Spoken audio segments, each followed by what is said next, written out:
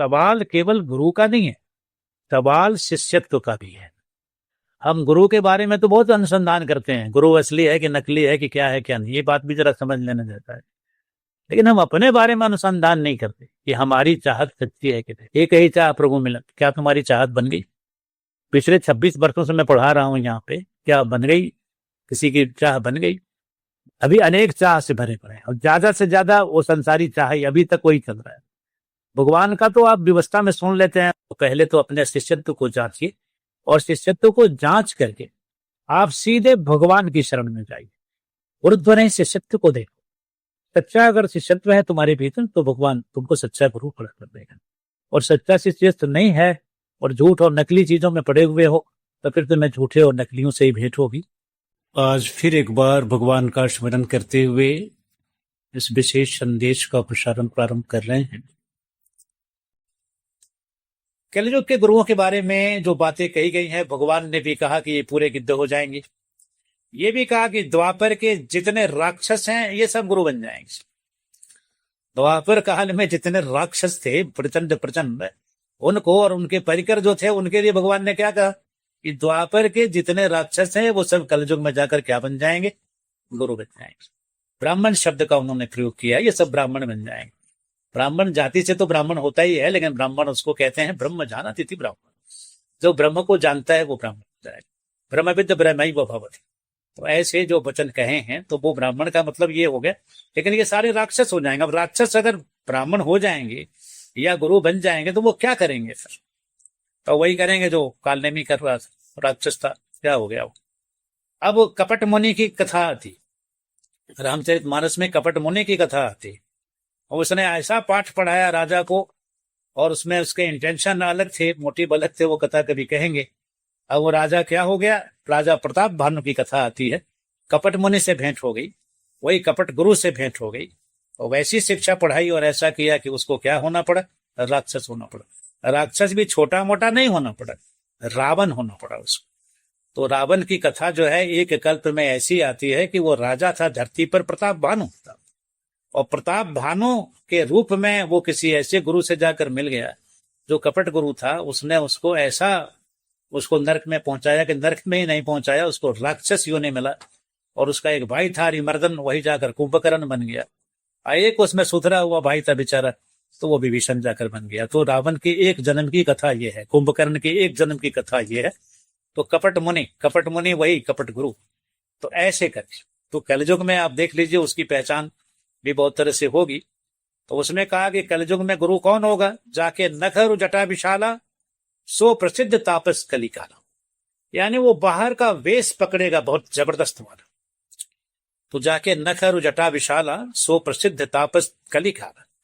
तो कलयुग में बाडंबर के लिए कह रहे हैं कि जो ऐसा आडंबर दिखाएगा, तरह तरह से दिखाएगा, तो उसका ही वहां पर बोलबाला होगा। जाके नखरु जटा विशाला सोई प्रसिद्ध तापस कलिकाला। तो ऐसा बताया वहां पर। और भी कहा कि मारग सोई जा कह जय भावा।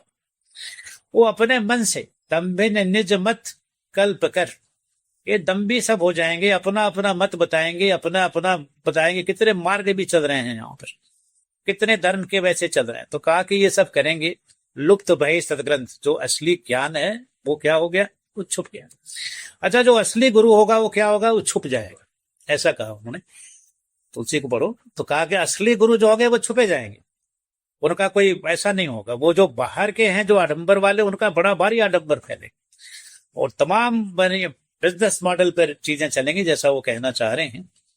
और उसमें क्या है कि वो फिर धन लोलुप होकर, इंद्रिय लोलुप होकर जाएगा। भगवान ने उसको एक शब्द में गिद्ध कहा था, तो कहा ये गिद्ध हो जाएंगे। और गिद्ध का फोटो दिखाया था वहां पर, ये कलयुग के गुरु कैसे होंगे। उसी को फिर उन्होंने कहा कि द्वापर वाले सारे राक्षस जाकर वहां पर बैठ जाएंगे। और फिर आगे क्या कहा था?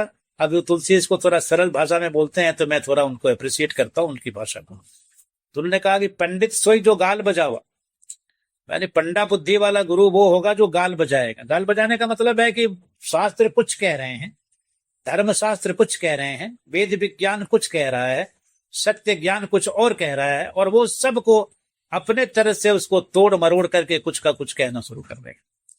तो कुछ का कुछ कहना शुरू कर देगा, तब वो तो अर्थ का अनर्थ कर रहा है फिर। तो ऐसे गुरुओं के लोगों ने कहा कि ये इस तरह का होगा, और ये सब क्या करेंगे, हरे शिष्य धन शोक न हरे। तो शिष्य का धन का अपहरण करेगा, या जो लोग भी उसके पीछे होंगे, वो पूरी दुकानदारी चल रही है उसकी, तो लेकिन उनके शोक का हरण नहीं करेगा। शोक का अर्थ यहाँ पर ये है, शोक का कारण क्या है, अज्ञान, यानी अज्ञान का हरण नहीं कर सकता वो। अज्ञान का हरण, क्योंकि वो खुद ज्ञान है नहीं, उसको सम्यक ज्ञान अगर रहता तो इसको कर्म में वो पड़ता ही नहीं। फिर कहा कि ये सब आडंबर बना करके ये सब जो करेंगे, तो ये जो करेंगे इनका तो जो भी अपना दुष्कर्म है उसका फल तो उनको होना ही होगा। लेकिन आम लोग इस तरह का हो जाएंगे, तो सतर्क करने के लिए कहा कि आप इसमें नहीं जाएंगे। तो जो ओरिजिनल गुरु होंगे वो छुप जाएंगे, ओरिजिनल जो ग्रंथ होगा वो लुप्त हो जाएगा, ओरिजिनल ग्रंथ को लुप्त कर दिया जाएगा, और नए नए चीजें, तो नए नए इंटरप्रिटेशन, नए नए। अब वो गीता भी बोलेगा तो गीता को अपने ढंग से बोलेगा, तो अपने ढंग से, वो अपने फायदे के लिए, अपने स्वार्थ के लिए। तुलसी माता जी बोलती हैं, कौन था जो अपना ज्ञान बोलता था तो अपने फायदे के लिए बोलता था। तो वही वाली बात है कि ये अपने स्वार्थ के लिए जो कुछ भी इंटरप्रिटेशन होगा उस तरह से करेगा। तो वहां पर भी भगवान की बात नहीं होगी, क्योंकि भगवान जैसे ही आएगा तो वहां पर भगवान के आने के साथ ही बात खत्म हो जाएगा। भगवान की नाम चर्चा तो जरूर करेगा, शब्द भगवान जरूर यूज करेगा, लेकिन वो सब के बावजूद भी उसके कपट मुनि की तरह या कालनेमी की तरफ, कालनेमी भी तो हनुमान जी को राम राम वाली बात कर ही रहा था, लेकिन इंटेंशन अलग था उसका ना। उसी तरह से कपट मुनि का इंटेंशन और था। तो कलयुगी गुरुओं का जो इंटेंशन होगा वो और होगा, और वेजेस्ट इंटरेस्ट होगा। तो उसकी पहचान फिर कैसे होगी, या हमारे लिए सुरक्षित रास्ता कौन सा है, कि हम एक कपट मुनि से बचें या हम काल नेमी से बचें। लेकिन ये उन्होंने बहुत स्पष्ट कर दिया है कि इसमें दूसरा और भी होगा, इसमें और भी, इसको हम अभी कहते हैं। तो ये अभी तो हमने आपको बता दिया कि इसमें इस तरह का हो गई। अब सवाल है कि हम बिना गुरु के गुजारा भी नहीं है हमारा। कोई बच्चा कहे हम स्कूल नहीं जाएंगे, कोई टीचर से नहीं पढ़ेंगे, वो कोई पढ़ाई नहीं पढ़ सकता, जिंदगी भर इलिटरेट हो जाएगा। अल्फाबेट का ABCD नहीं पढ़ पाएगा, क ख ग घ नहीं पढ़ेगा, टीचर के पास तो जाना ही होगा, स्कूल तो जाना ही होगा। अगर आप पढ़ना चाहते हैं, लिटरेट होना चाहते हैं, अगर आप इलिटरेट नहीं होना चाहते, तो फिर आपको तो उसको पढ़ने के लिए, लिटरेट होने के लिए आपको स्कूल तो जाना ही पड़ेगा ना। स्कूल में कोई ना कोई टीचर होगा, या घर में आके ट्यूशन पढ़ाए, टीचर मस्ट है वहां पर, और नहीं तो आप ऐसे ही रह जाएंगे लिख लोड़ा पड़ पत्थर। तो वो तो जाना होगा। कोई कहना हम जाएंगे नहीं, हम पढ़ेंगे नहीं, हम नहीं पढ़ो तो बस बात खत्म हो गई। लेकिन पढ़ना अगर है तो फिर आपको तो गुरु के पास जाना ही। उसी तरह से, और पढ़ते क्यों है, अपने भविष्य के लिए। संसारी पढ़ाई भी कोई क्यों पढ़ता है, नौकरी करेंगे, चाकरी करेंगे, ज्ञान प्राप्त कर लेंगे तो अपना जीवन बर्बाद चलाएंगे। तो ये तो शरीर वाली बात हो गई, शरीर मन बुद्धि इससे तृप्त होगा। लेकिन आत्मा का, आत्मा के लिए फिर उसको क्या कहते हैं, उसको गुरु कहते हैं। वो टीचर नहीं कहते, वो गुरु है। तब गुरु के पास जाना ही होगा, क्योंकि आत्मा का उद्धार होगा नहीं। और अभी जो आपको ये मिला हुआ है, ये बहुत गहराई से आप देखेंगे तो ये आपको मिला इस बात के लिए है कि आप अपना उद्धार करें। इसलिए अर्जुन ने भगवान से कहा कि मेरे उद्धार का रास्ता बताओ। यह स्वयं निश्चितम ब्रूहि तन्मे, निश्चित करके आप मुझे वो बोलिए जो मेरे कल्याण के लिए हो। तो ऐसा गुरु के पास अपने कल्याण को प्राप्त करने के लिए जाया जाता है। तभी अर्जुन ने कहा कि शिष्य हम शादी माम तम प्रपन्नम, तो मैं आपका शिष्य हूं, आप मेरे गुरु हैं, और मेरा अनुशासन करिए। अनुशासन इस तरह से करिए कि मैं अपने श्रेय को प्राप्त कर सकूं, और निश्चित करके बोलिए कि मेरा श्रेय किस बात में। तो ये कुछ बातें हैं जो हमने की हैं आपसे। तो गुरु क्यों, वो हमने आपको बताया कि बिना इसके, जैसे संसारी शिक्षक के बगैर आप कुछ ज्ञान नहीं प्राप्त करेंगे। आपकी माँ ने उठना बैठना सिखाया है तो वो भी शिक्षक है, और पिता ने जो कुछ भी सिखाया वो भी शिक्षक है, और स्कूल कॉलेज में जो आपने सीखा वो भी शिक्षक है। चाय बनाने सीखे है तो वो भी चाय बनाने वाला गुरु हो गया। तो इस तरह से गुरु तो कदम कदम पर आपको जरूरी है। अब आत्मा का उद्धार, जीवन की टोटलिटी में चीजों को समझना, तो वो जब इसको समझेंगे तो आपको समझ में आएगा कि यह जो गुरु है यह ऐसा वैसा एंटिटी नहीं है, बल्कि वो एक ऐसा एंटिटी है जो हमारे को परम कल्याण तक ले जाता है। इस जीवन के बहुत ही विपरीत स्थितियों से निकाल कर जहां हर बार कितनी बार हम मृत्यु को प्राप्त हुए हैं, और कितनी बार अभी और मृत्यु को प्राप्त होंगे, और जन्मते मरते बहुत पीड़ा है इसके अंदर, और जीवन की एक बड़ी ऊंची स्थिति है जहां पर आपको पहुंचाना है उसको। तो इसके लिए हमें, और नहीं तो आंख बंद होगा, बात खत्म हो जाएगी। आपने कितना उपदेश सुना, सब कुछ किया, ध्यान नहीं दिया, इस पर कोई काम नहीं किया और आपने इन सारी बातों को हवा में उड़ा दिया, तो आप तो हवा में उड़ने वाले हैं ही हैं, पक्का है। हवा में से ही आए थे, हवा में चले जाएंगे। अब वो कौन से हवा से आए थे, किधर से आए थे, ये भी नहीं पता है, और हवा में जाएंगे तो किधर जाकर विलीन हो जाएंगे, ये भी नहीं पता है। तो ये सारी बातों को जानने के लिए ही मनुष्य का जन्म है। तो रोजी रोजगार, बिजनेस, व्यापार, घर परिवार या जो भी संसार का सुख आप जानते हैं, समझते हैं, मना नहीं किया जा रहा है, उन सभी को करते हुए, क्योंकि पेट है तो रोटी तो खानी होगी, और फिर जीवन व्यवहार है तो उसमें ये सारा कुछ करना होगा, तो वो सब कुछ करेंगे। लेकिन जीवन को आपने इसी खाके में खींच दिया, जिसका मतलब कि आपने पशु वाले खाके में अपने को रखा। वो भी पैदा होते हैं, वो भी बड़े हो जाते हैं, उनको भी अपना पार्टनर मिल जाता है, वो भी बच्चे पैदा कर लेते हैं, परिवार बना लेते हैं, बूढ़े हो जाते हैं, मर जाते हैं। तो पशु और आप दोनों में कोई अंतर है कि नहीं है? तो इस अंतर को समझते हुए मनुष्य के लिए ये सब ज्ञान विज्ञान है। पशुओं के यहाँ, कीड़े मकोड़ों के यहाँ तो कोई शास्त्र होता नहीं, वहां कोई भगवान की चर्चा तो होती नहीं, वहां तो कोई ऐसा धर्म आदि बात है नहीं, वहां ना कोई चर्चा करते हैं, ना कोई ऐसी बात है। मनुष्यों की जगत में ही ये बात है। तो इस बात को समझते हुए हमें समझना है। दूसरी बात, अब ये बात आती है कि असली और नकली का। तो हमने नकली के बारे में बता दिया कि आजकल तो वही है, और कलयुग में जो ओरिजिनल गुरु होंगे उसके लिए कहा कि उसको लुप्त कर दिया जाएगा, यानी वो छुप जाएंगे। और छिपेंगे वैसे, छिप करके फिर वो छिपना इसलिए है कि वो ऐसे मकर जाल को नहीं जानेंगे और ऐसा कुछ नहीं करना है उनको। तो उसमें जो ट्रू सीकर होंगे उनके लिए ही वो काम करते हैं। तो उनको ये सब आडंबर से और इससे कोई बड़ा नहीं होगा। हाँ, काम तो उनको करना होता है परमात्मा का, तो वो अपने सहज ढंग से उसको कर लेते हैं। तो ये एक बड़ी पहचान हो सकती है। और लेकिन अब वैसे करोड़ों करोड़ों के जो फॉलोअर्स वाले गुरु हैं, उनकी क्या दुर्दशा हुई हाल के दिनों में। और जिनकी दुर्दशा नहीं हुई तो हो सकता है वो यहाँ बच भी जाएं, लेकिन परमात्मा तो अपनी तरह से जान रहा है उनको। तो अब सुरक्षित स्थिति की बात हम थोड़ा सा कर लेते हैं कि सुरक्षित स्थिति क्या है। तो भगवान ने ये जो बातें सब कही, तो अर्जुन को उसी में रहस्य हमको मिल रहा है। तो उन्होंने कहा कि देखो ये सब कुछ है, तो दो ऑप्शन तेरे पास है। एक तो बिना गुरु के तू पाएगा नहीं, अन्यत्र भगवान ने वचन कहा है तद विज्ञानार्थम स गुरु में वादिगच्छेत्। इस बात को, अध्यात्म विज्ञान को जानने के लिए, अपने बारे में जानने के लिए, अपनी पूरी सच्चाई जानने के लिए, अपने पूरे कल्याण के लिए क्या करना होगा तुमको? तद विज्ञानार्थम स गुरु में वादिगच्छेत्। दूसरा कोई उपाय नहीं है। इसके विशेष ज्ञान को प्राप्त करने के लिए आपको गुरु के पास जानना ही होगा। दूसरी बात उन्होंने फिर गीता शास्त्र में ही कहा, तद विद्धि प्रणिपाते न परिप्रश्ने न सेवया उपदीक्षन्ति ते ज्ञानम ज्ञानिनस् तत्वदर्शिनः। तो तूने अभी भी गुरुओं का बहुत सारा सेवन किया हुआ है, लेकिन तेरी बात बनी नहीं कुछ। भाई व्यास का तो तू पोता ही होता है, उससे बड़ा गुरु तो कुछ होगा ही नहीं। 18 पुराण को लिखा, वेदों का विस्तार किया, ब्रह्मसूत्र जैसा ग्रंथ दिया, और जाने क्या क्या दिया। साक्षात भगवान है वो, 24 अवतारों में से एक अवतार है भगवान व्यास, उनका तो पोता है। तो अब सारा ज्ञान तो तुमने दिया ही है उनसे, उन्होंने हर अवसर पर जाकर के तुम लोगों को प्रबोधित किया है, बावजूद इसके रिसेप्टिविटी नहीं रही तुम्हारी। इसी तरह से और भी बहुत सारे गुरु मिले, लेकिन बात तेरी बनी नहीं वहां पर। और बात नहीं बनने के पीछे दो कारण है वहां, तो उस कारण को भी भगवान ने कहा यहाँ पर। तो सवाल केवल गुरु का नहीं है, सवाल शिष्यत्व का भी है। हम गुरु के बारे में तो बहुत अनुसंधान करते हैं, गुरु असली है कि नकली है, कि क्या है क्या नहीं, ये बात भी जरा समझ लेने जैसा है। लेकिन हम अपने बारे में अनुसंधान नहीं करते कि हमारी चाहत सच्ची है कि नहीं। गुरु यहाँ पढ़ा रहा है, एक ही चाह प्रभु मिलन, क्या तुम्हारी चाहत बन गई? पिछले 26 वर्षों से मैं पढ़ा रहा हूं यहाँ पे, क्या बन गई? किसी की चाह बन गई? बनी होगी किसी न किसी की, पहले क्या कोई संस्कार होगा उनका ही बना होगा। ये क्या सभी का बन गया? अब आपके चाह में कुछ नहीं रहा, एक ही चाह खाली भगवान का रह गया क्या?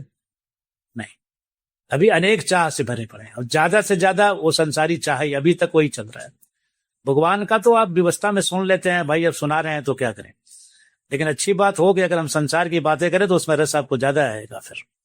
लेकिन मुझे पता है कि वो रस चाहे कितना भी आ जाए, भगवान की चर्चा मात्र से अगर आप उसमें भाग लेते हैं तो आपको पूरा ही मिलेगा। हे प्रभु इतना दीजिए जामे कुटुंब समाए, मैं भी भूखा न रहूं साधु न भूखा जाए। आप चाहें तो दुनिया को खिला सकते हैं।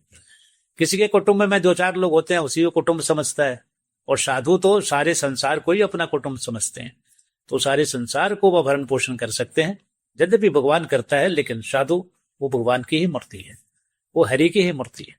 ये प्रश्न ये होता है कि हम कैसे जाने, मनुष्य के रूप में हम भी हैं, हमारी भी नाक है, आंख है, कान है। ये गुरु जो बैठा हुआ है इसको भी आंख है, नाक है, कान है। ये भी है कि ये जो कृष्ण है, ये जो अपने को जगत गुरु कह रहा है, तो ये कृष्ण तो किसी माता पिता से ही पैदा हुआ है।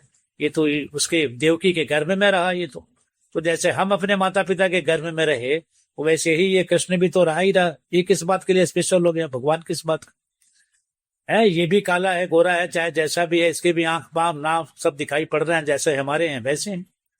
तो फिर इसको गुरु और ये भगवान और ये सब क्यों कहा जा रहा है?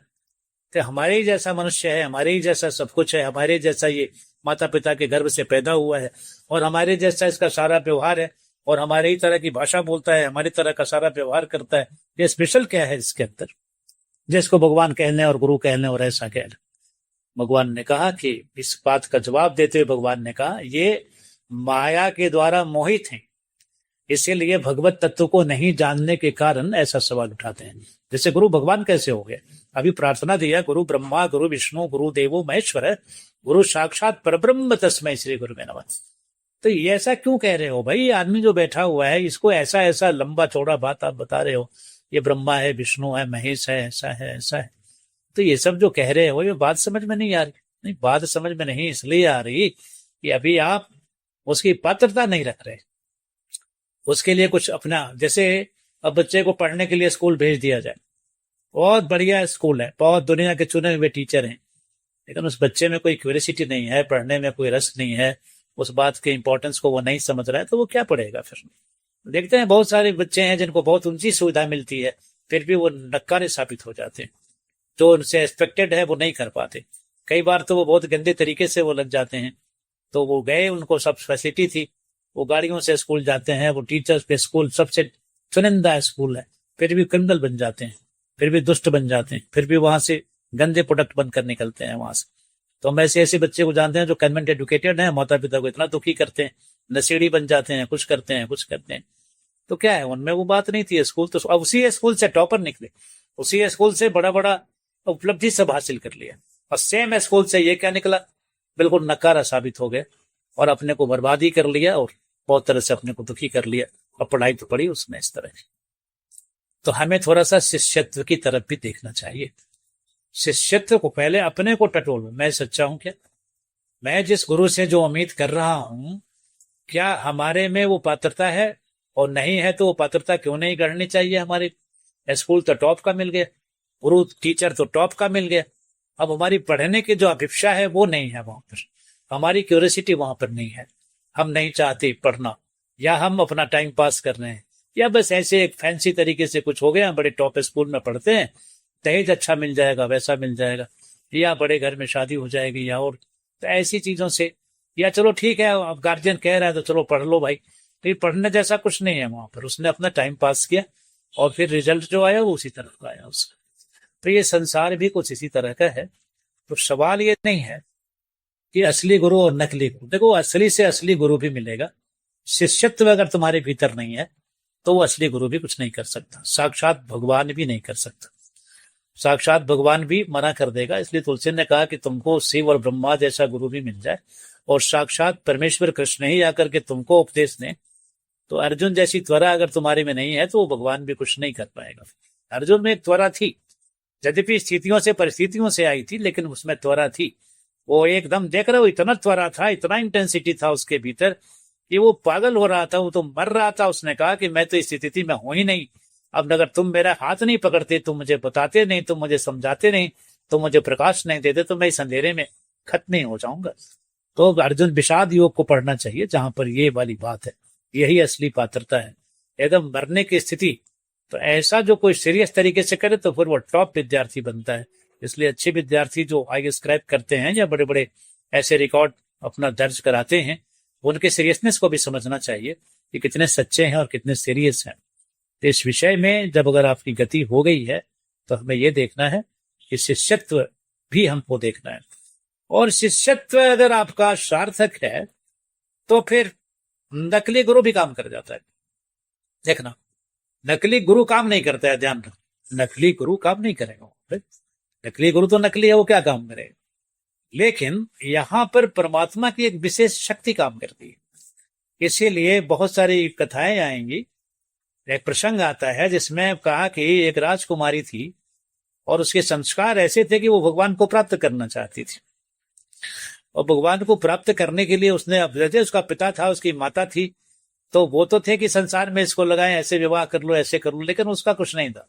उसका एकमात्र लक्ष्य भगवान का, एक ही चाह थी जीवन में कि प्रभु मिल जाए, प्रभु मिल जाए।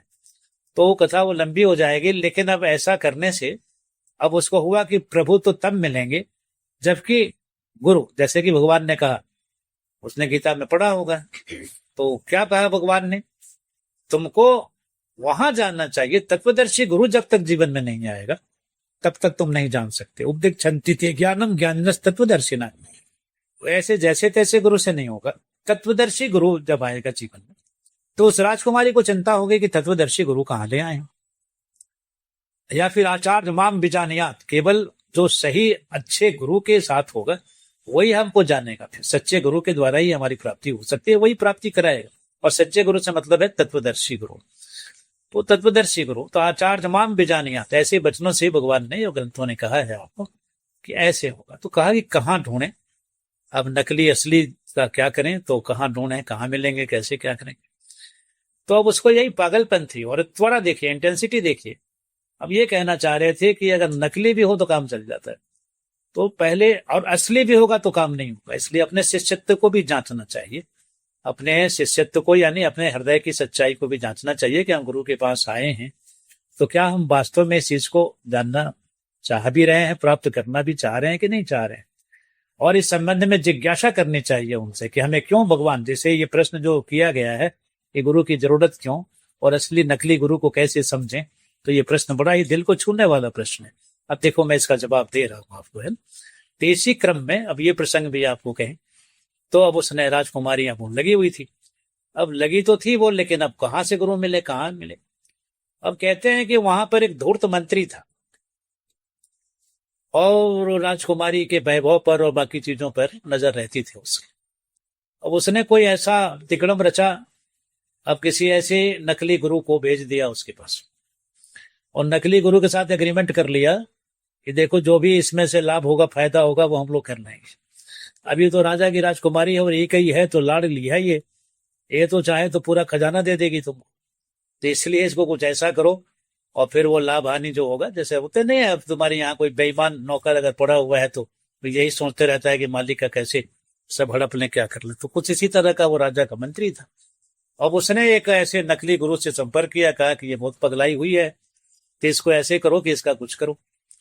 अब वो नकली जो गुरु था वो पहुंचा अपना, अब तो वेशभूषा तो था ही उसका, अपना गया, उसने अपनी माया जाल फैलाई, कहा कि भगवान ने आदेश किया है मेरे को कि तुम्हें गुरु की तलाश है, तो कहा कि भाई जाओ वहां पे।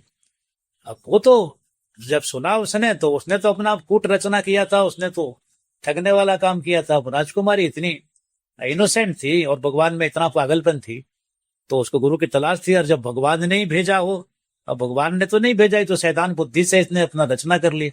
अगर भगवान ने भेजा है मेरे को कि जाओ उस राजकुमारी को हमारे पास लाओ। तो अब वो राजी हो गई।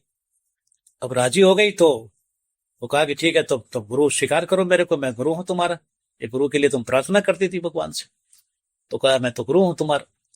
तो उसने गुरु स्वीकार कर लिया। कहा तो गुरु स्वीकार कर लिया तो अच्छी बात है, अब चलो दीक्षा, बिना दीक्षा के तो कुछ होगा नहीं, शुरुआत तो दीक्षा से होगी। तो ऐसे करके उसने कुछ अपना माया जाल फैलाया। उसके बाद से अब उसको तो नकली था, तो उसको, और वो जो वहां दरबारी था वो एग्रीमेंट था उनका, तो बोला कि ठीक है, उसमें भगवान का अर्पण करने के लिए या गुरु को अर्पण करने के लिए दक्षिणा ये सब लगता है, कैसे करेगी तो कहे कि जो आज्ञा हो जाए, आप तो गुरु हैं, जो आज्ञा करेंगे वही करेंगे। तो कहा आज्ञा करेंगे, तो ठीक है आज्ञा करते हैं। तो उसने अब आज्ञा बड़ा सा कर दिया, जो भी उसको लग रहा था कर दिया। तो कहा इतने हीरे के जवाहरात और इतना धन और इतना धन, तो इतना दक्षिणा में, अब राजकुमारी है तेरे को तो इतना तो बनता ही है, तो इस तरह से कर। अब उसने कहा कि तो इतने पर मेरे पास तो इतने पोजीशन में नहीं है। तो कहे वो तो माँ के पोजीशन में है। ऐसे कहा तो कोई बात नहीं, अब गुरु के लिए तो भगवान के लिए तो कुछ भी कर सकते हो, जाओ वहां से और जो करना है करो, अब इतना तो करो। अब उसने क्या है कि वो माँ का चाहे जहां भी पोजीशन में था वो सब इकट्ठा किया, और अब गुरु ने कहा कि चलो अब चलो तुमको दीक्षा देंगे, दीक्षा अब यहाँ थोड़ा ना होता है, दीक्षा के अपने नियम होते हैं, कुछ होते हैं। तो ज्यादा कुछ उसको था नहीं, बस भगवान की चाह थी। और ऐसे लोग ना बिल्कुल पागल रहते हैं, उनको बस यही सुना दिया, बस कोई राम का संदेश दे दे, संदेश मेरा ही पागल हो गया, वो और लड़की और पागल हो गई राजकुमारी। तो कहते हैं उसको ले गया और ले जाके एकांत स्थान में कहीं पर और उसको बंदी बना दिया। और बंदी बना के जो भी वो मंगवाया था उससे, वो सारा उसका जेवरात वगैरह लेके और चल दिया वहां से। और बहाने कुछ ऐसा कर गया था वहां पर कि मैं भी आऊंगा, आऊंगा तो दीक्षा दूंगा, तो अगर देर भी हो जाए तो तुम यहीं रुकना, और कहीं तुमको जाना नहीं है। मैं आता ही हूं वैसे तो, लेकिन अगर विलंब भी हो जाए तो समझ लेना कि कोई भगवान से संवाद हो रहा होगा मेरा, या कहीं ऐसे ऐसे बात बना के और वो निकल गया वहां से। अब वो माल लेकर चंपत हो गया, अब ये बेचारी वहीं पर है। तो यहीं पर है। अब सोचिए कि एक ऐसी स्थिति है, अब वो चोर गुरु, नकली गुरु, ठग गुरु के फेरे में पड़ गई, वो सारा अपना शोषण वहां पर हो गया। अब वो किस मुंह से जाएगी, क्या करेगी, लेकिन वो ख्याल नहीं था उसका। उसका तो बस इतना ही था कि भगवान ने भेजा है, ये हमारे गुरु हैं, तो बस हो गई बात। अब वो इंतजार करती रही, उसको तो आने से रहा। अब इंतजार करती रही तो वो आया ही नहीं। अब आया ही नहीं तो अब वो काय को आने वाला, वो तो भाई लेकर माल चंपत हो गए। तो कहते हैं कि ओमनी प्रेजेंट जो भगवान है वो इस घटना को देख रहा था। देखिए घटना घटती कैसे है। अब ये शिष्यत्व है, यहाँ पर शिष्यत्व का कमाल है, गुरुत्व का कमाल नहीं है। गुरु फर्जी है, लेकिन शिष्यत्व देखिए कैसा है, शिष्यत्व कैसे काम करता है। अब शिष्यत्व इतना सच्चा था, इतना निर्दोष था, इतना भोला था, इतना इनोसेंट शिष्यत्व था, ये भगवान का आसन डोल गया एकदम से। भगवान को आसन क्या डोलना है, वो तो वहीं रहते ही हैं। वो तो भीतर में भी है और बाहर में भी, भीतर में भी है और बाहर में भी। तो ऐसे करके वो डोल गया और ओमनी प्रेजेंट परमात्मा उसकी स्थिति को देखकर, उसके पागलपन को देखकर प्रकट हो गया, उसके गुरु भक्ति को देखकर प्रकट हो गया। क्योंकि भगवान संविधान तो नहीं तोड़ सकता, गुरु तो मस्ट है, तो इसलिए संविधान के अंतर्गत वो उसमें फंसी हुई है। तो शिष्यत्व का कमाल देख, वो गुरुत्व नहीं, गुरु को तो देखना बाद में, पहले अपना शिष्यत्व देखो आप। तो नकली गुरु मैंने कहा काम कर जाएगा, तो क्या हुआ, भगवान खड़े हुए, प्रकट हो गए। अब वो जिस भगवान के लिए वो दीक्षा लेती, या जिस भगवान के लिए गुरु की तलाश थी, क्योंकि उसको पता चला कि बिना गुरु के होता नहीं, तो गुरु तो ढूंढ ही लिया उसने। लेकिन अब गुरु, उसको क्या पता कि ये क्या है क्या नहीं, भगवान तो अंतर्यामी है, सब जानता है। उसकी स्थिति को देखकर, उसके पागलपन को देखकर, उसके स्पिरिचुअल इंक्लाइनेशन को देखकर वो प्रकट हो गए। ये क्या है बिटिया, कैसे? अब तो देखने भगवान के साथ ही वो तो पागल हो गई। तो भगवान मिल गया, भगवान मिल गया, भगवान मिल गया, भगवान मिल ही गया उसको, तो भगवान मिल ही गया। अब भगवान के मिलन के साथ जो हो सकता था उसकी स्थिति तो वहां चली गई, और भगवान के साथ आलिंगन, भगवान ने आलिंगन में लिया, बहुत दुलारा, बहुत प्यार किया, बहुत कुछ करा। अब वो सब हुआ। तो अब वहां पर बात ये हुई कि भगवान ने कहा कि ठीक है अब घर जाओ, अब तो चलो, और अब तो हमारा तुम्हारा हो ही गया सारा। तो कहा कि वो तो ठीक है कि मैं घर चलूं और सब कुछ करूं, और आपके साथ हो ही गया, अब तो नित्य दर्शन होंगे, अब तो नित्य राश होगा, अब तो नित्य बात होगी। लेकिन वो गुरुजी हमारे बोले थे कि अभी हम आएंगे तब, है ना, तो गुरुजी तो आए नहीं अभी तक।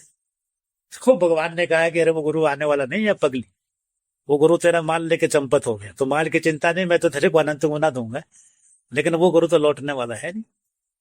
तो जब भगवान ने ये कहा तो कहते हैं कि उसको ये भरोसा नहीं, कितनी इनोसेंसी, भक्त की इनोसेंसी कितनी होती है कि मैं ऐसा मान नहीं सकती, अगर वो नहीं आता और ये यहां हमको नहीं लाता, और आप कह रहे हैं कि तुम्हारी स्थिति देखकर, तो मैं इस बात को मान ही नहीं सकती कि गुरु ऐसा हमारा हो सकता है।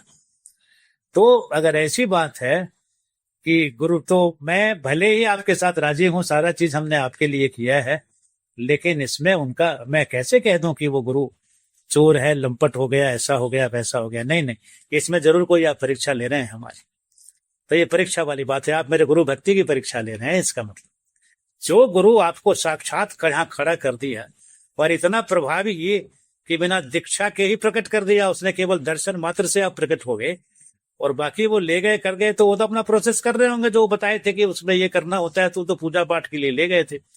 तो मैं इसको नहीं मानती, इसलिए मैं तो जिस गुरु के माध्यम से आपके दर्शन हुए, अब आप कह रहे हैं कि मैं उसके उस व्यवहार से पीड़ित होकर और तुम्हारे पर करुणा करके खड़ा हुआ हूं कि तुम जैसे पागल भगत, तो चाहे जो भी उसमें बना हो, आप मेरे गुरु भक्ति की परीक्षा ले रहे हैं।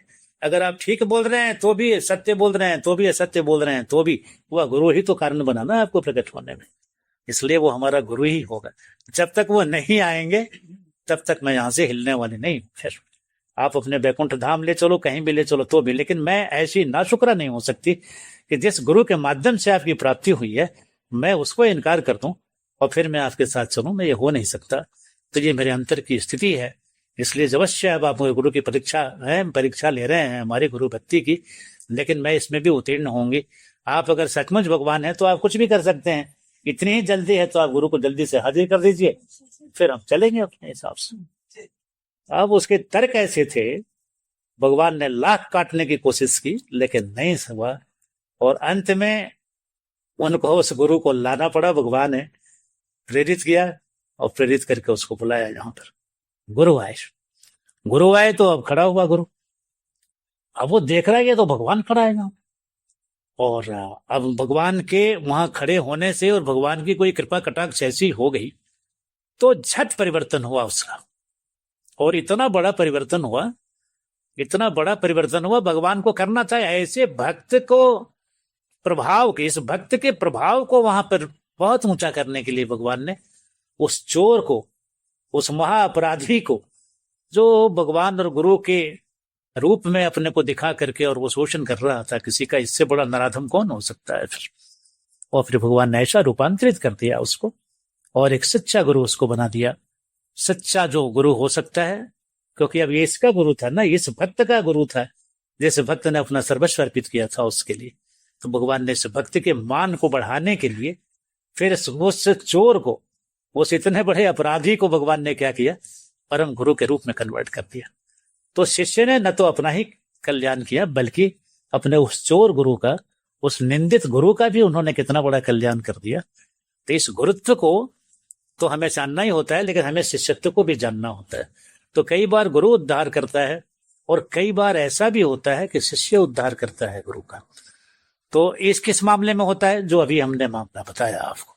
बहुत सारे ऐसे गुरु हैं जो नकली हैं, कुछ नहीं जानते, पेट पालने का काम कर रहे हैं। हमने एक इस प्रसंग को दिया और ये बहुत सारे प्रसंग हैं। अब एक डाकू ने एक गुरु को कहते हुए सुना कि भगवान ऐसे हैं, और भगवान बाल लीला वो सुना रहा था, है ना, कुछ पता नहीं, वो तो पेट भरने के लिए दक्षिणा लेकर के अपना रोटी चलाता था। भागवत बांचने वाले होते हैं चाहे ये सब, इस तरह का गुरु। अब वो डाकू जो है वो संजोग से पुलिस जनता भगाई थी तो वो जाके भीड़ में घुस गया था अपने को बचाने के लिए, है ना। और वहां पर वो गुरु अब कह रहे हैं, वो बाल लीला कृष्ण की सुना रहा था वो गुरु। तो क्या सुना रहा है, तो ऐसे ऐसे भगवान है, बागवान बहुत छोटे छोटे हैं, और वो चांदी की और हीरे की और सोने की और तमाम दुनिया भर के रत्नों की वो सब माला पहनते हैं, श्रृंगार से शोभित हैं, और छोटे छोटे ये कृष्ण और बलराम अब गैया चराने निकले हैं, और इतना गहना। अब उसको तो गैया चराना और भगवान से क्या मतलब, वो तो ये सुन रहा था ये कितना कितना गहना पहन के निकले हैं।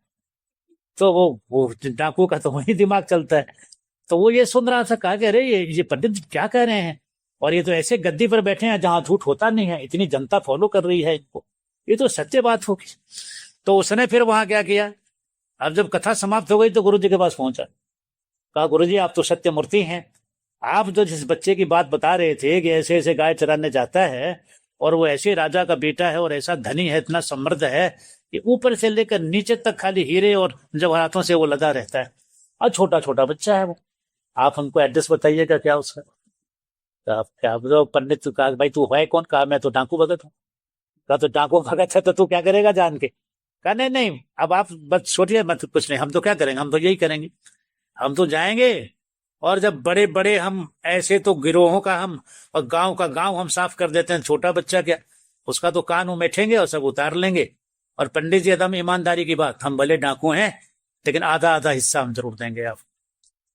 अब वो पंडित तो घबरा गया और कहा कि तो भाई अब बहुत देखा कि क्या इसको पता दे, हम तो कथा कह रहे हैं, लेकिन ये मोटे बुद्धि का डाकू अब ये समझ रहा है कि सच्ची घटना है। तो देखिए पंडित को कुछ ज्ञान नहीं था, वो गुरु जो ज्ञान दे रहा था लोगों को कि भगवान ऐसे, तो वो तो कथा कह रहा है, अपना पेट पाल रहा है।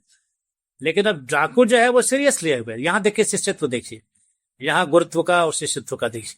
तो उसने कहा कि देखो पंडित, अब तुम ये जान गए कि हम डाकू हैं, तो तुम अपने को नहीं फंसाने के लिए पता नहीं बता रहे हो तो। और वो पंडित सोच रहा है, वो गुरु सोच रहा है कि मैं इसको क्या पता बताऊं भाई। तो अब ये डाकू कहा कि मैं तुम्हारा गला दबा दूंगा, अगर तुम पता नहीं बताते हो जिस बच्चे की बात तुमने की है तो उसका मैं। अब वो डर गया पंडित, कहा कि भाई ये डाकू है, ये तो बाद में कुछ होगा, ये तो अभी ही मार देगा हम।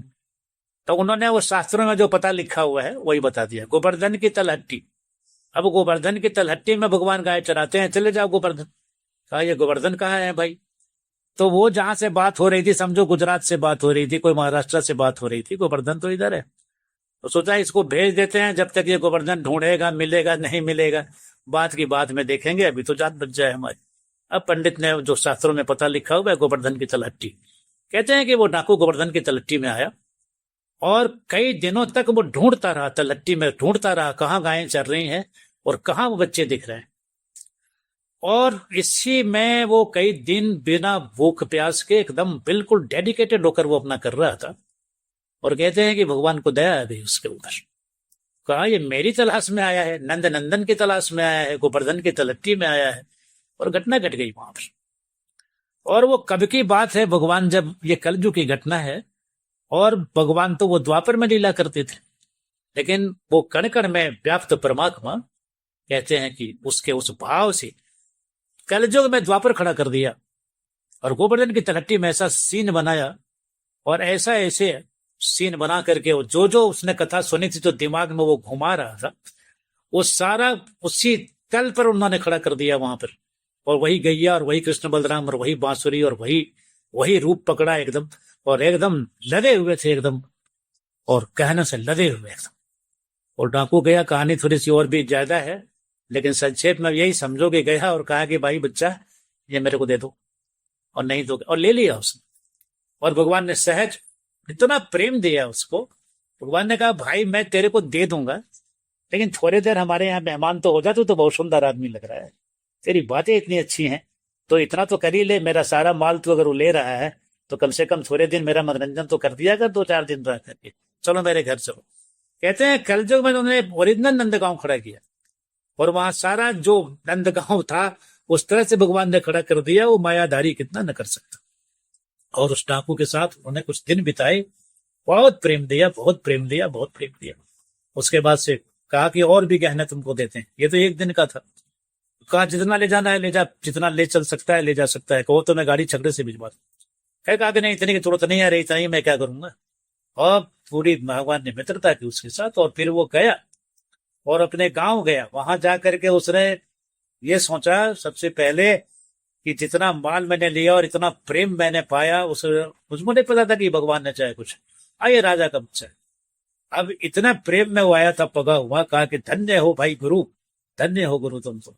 वो पहले गुरु के गांव गया और पोटली सीधे अपने घर नहीं गया, पोटली लेकर उनके आएगा। कहा कि पंडित जी अब ये हम ले आए हैं माल, अब ये हम खोल देते हैं, आधा आधा हमने जो कहा था आधा आप अपना ले लीजिए और आधा हम अपना लेकर जाएंगे। वो पंडित की तो आंखें की फटी फटी रह गई, गुरु की आंखें फटी की फटी रह गई। और देखा उन्होंने ऐसे ऐसे कि वो कल्पना भी नहीं था कि ऐसे ऐसे रत्न जवाहरात के गहने ये कहां से ला सकता है। और फिर उसको पता चला कि अरे ये तो जो बात हमने कही थी वहीं से आएगा, ये तो कोई मानवीय राजा के बस की बात हो नहीं सकती। कहा भाई तेरे को भगवान मिल गए? कहा हाँ भगवान मिल गए। कहा क्यों आप इतने चकित क्यों हो रहे हैं? कहा चकित नहीं हो रहे। अब वो कैसे कहे कि हम चकित, हमको कुछ नहीं आता चाहे कुछ। ऐसे करके ये घटना घटी। और फिर पंडित ने कहा कि मुझे कहना नहीं चाहिए, कुछ नहीं चाहिए, तो मेरे को एक बार झलक दर्शन करा दे। और फिर वो ले जाके भगवान का झलक दर्शन, तो क्या भगवान तो दे नहीं रहे थे दर्शन, लेकिन जब इसने आग्रह किया तो ऐसे ऐसे प्रसंग जो आते हैं, इन प्रसंगों में बहुत रहस्य छुपा हुआ है और ये सत्य है, भगवान कुछ भी कर सकता है। इसीलिए आप देखते हैं भक्तमाल आदि में एक एक भगवान की ऐसी निराली बातें आती हैं, तो वो गलत नहीं है, वो झूठ नहीं है, वो सच है।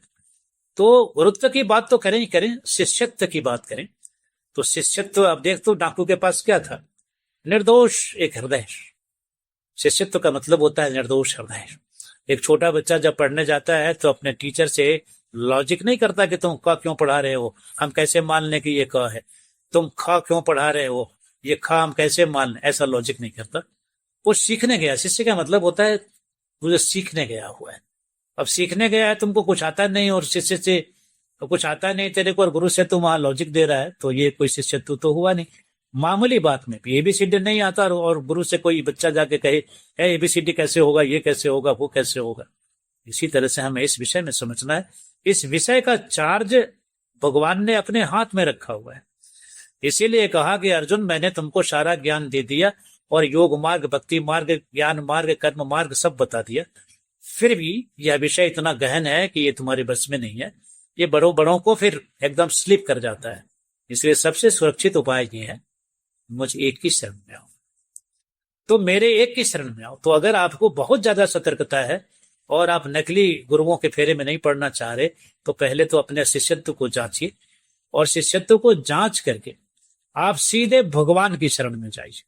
कहां जाएं भगवान के शरण में? अरे भगवान ओमनी प्रेजेंट है, सब जगह व्याप्त है। उसी को कहिए कि तुम ही मेरे गुरु बन जाओ, तुम ही मेरे सब कुछ हो। और वैसे भी हम कहते ही हैं, त्वमेव शरणम मम देव देव। आप कहिए, आप इसी प्रार्थना को करिए, हे भगवान, आप मेरे माता है, आप मेरे पिता हैं, आप मेरे बंधु हैं, भाई हैं, सखा हैं। हे प्रभु, आप मेरे गुरु भी हैं, इसलिए आप ही मेरे गुरु हो जाइए।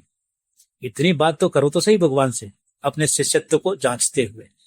भगवान आपके लिए अपना सारा मंगल विधान प्रस्तुत कर देंगे, और या तो वो खुद वहां ऐसा कोई रूप बनाएंगे और आपके गुरुत्व को स्वीकार करेंगे, आपके शिष्यत्व को स्वीकार करेंगे, और नहीं तो पहले से ही भगवान यहाँ रहते हैं हर समय। गुरु हमेशा गुरु सत्ता बनी रहती है, क्योंकि इस भव सागर में यह जो संसार पृथ्वी लोक कहा गया है, इसको कारागार कहा गया है, और कारागार में अपराधी रखते हैं और वहां सुधार विभाग के जेलर वादी भी रहते हैं। तो भगवान ने संतों को यहाँ पर गुरु के रूप में नियुक्त किया हुआ है, या खुद ही संत बनकर वो बैठे हुए हैं, खुद ही गुरु बनकर बैठे हुए हैं। इसीलिए भगवान ही गुरु बनकर बैठे हुए हैं। तो आपको वो भगवान अपने बिल्कुल जैसे उंगली पकड़ करके या गोद में रख करके बच्चे को सुरक्षित अपनी यात्रा करा देती है माता, ऐसे भगवान आपके अब यात्रा करा देंगे, आध्यात्मिक यात्रा आपकी। तो ये सिंपल सा काम तो कर ही सकते हैं आप। तो आज यही इसको हम विराम देंगे, और बाकी इसके जो छोटे छोटे प्रश्न थे, इसके हमने थोड़े से उत्तर दिए हैं। गुरुद्वारा शिष्यत्व को देखो, सच्चा अगर शिष्यत्व है तुम्हारे भीतर, तो भगवान तुमको सच्चा गुरु खड़ा कर देगा। और सच्चा शिष्यत्व नहीं है और झूठ और नकली चीजों में पड़े हुए हो, तो फिर तुम्हें झूठे और नकलियों से ही भेंट होगी, तो वो एक बात अलग है। लेकिन अगर तुम सच्चे हो, तुम्हारी सच्ची चाह है, एक ही चाह प्रभु मिलन, और बिना प्रभु मिलन के कुछ होना नहीं है यहाँ पर। उल्टा सीधा मिलन करते रहते हो यहाँ। अरे एक एजेंडा में भगवान को भी शामिल कर लिया। आप भी इतने प्रेम से, चाव से, ध्यान से सुना है, वही परमात्मा जिसकी चर्चा यहाँ हुई है, वो आप पर बहुत कृपा और करुणा बरसाए, और जो कुछ भी कहा गया है आपके भीतर ये प्रविष्ट कर जाए, और आपका परम मंगल हो।